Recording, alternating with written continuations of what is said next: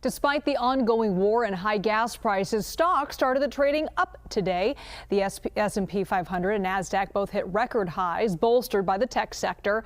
Dow was up about 90 points. So let's take a look at our interactive stock market heat map brought to you by FinViz, showing the top 500 stocks. Chip makers were in the green today, with an Nvidia stock reaching an all-time high. And the gas and energy sector also stayed in positive territory as gas prices continue to climb. So joining us now is Yahoo Finance senior reporter Brooke DiPalma. Brooke, great to see you. Despite a lot of uncertainty, both in the Middle East and in the economy, the stock market actually continues to rise. Why is that?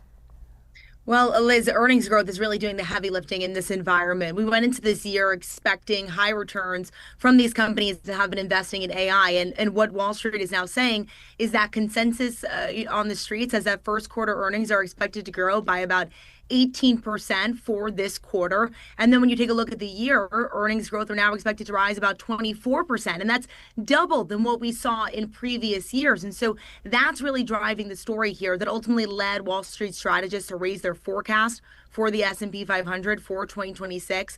One Wall Street veteran, Ed Yardeni, saying here that he expects the S&P 500 to cross over 8,000 for the year. And he really does believe that that is around this sentiment across tech, around AI adoption, ultimately these earnings results that we're seeing. At the same time, though, that one key risk is this ongoing conflict within the Middle East and that weighing on oil prices. And Brooke, Nvidia cemented its position as the world's most valuable company, with the stock market cap now over 5.3 trillion, which is amazing to say that word. Is there still concern of an AI bubble, and how could this play into President Trump's upcoming meeting in China? Well, right now, markets are pricing in this AI-driven growth, this momentum, what building out data centers can mean for profits, and that's really offsetting any drag that we're seeing. Now, on top of Nvidia moving higher, we also had Micron moving higher, up about 7%, as much as 7% today. But there are some critics on the street, and they're pretty notable critics, Liz. What we did here was from Michael Burry. He's known for that Big Short, predicting the housing crisis back in 2008.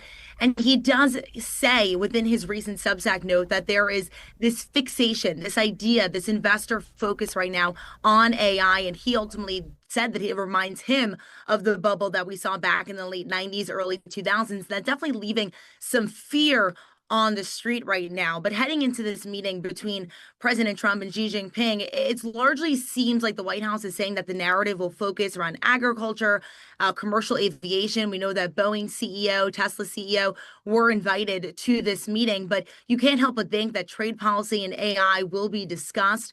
We know that Nvidia is allowed to sell their chips to China, but they haven't seen any return, and they're not accounting it for future forecasts. It's also worth noting that Nvidia CEO Jensen Huang was not invited, according to multiple reports. And so it remains to be seen how this plays out and just how much Nvidia and AI is a focus in this meeting between the two leaders.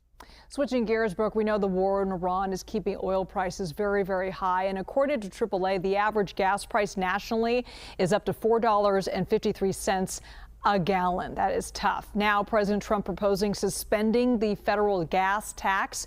What could that actually mean for consumers, though? I wish it meant more. Unfortunately, what this could be on the table, potential, it hasn't exactly gone into effect, and there's no word yet on when and if it will. But essentially, only about 18% of total cost of a gallon of gas is from these taxes. And so that would really mean only about a couple of cents, maybe 18 cents per gallon. Maybe that means about $2 on your trip to the pump.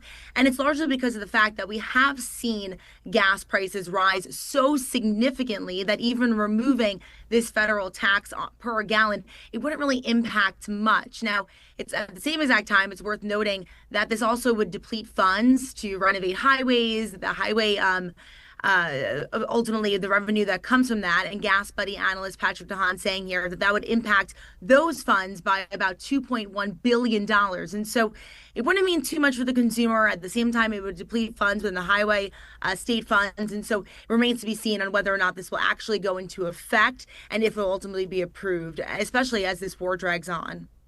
Brooke DiPalma, great to see you. Thanks so much.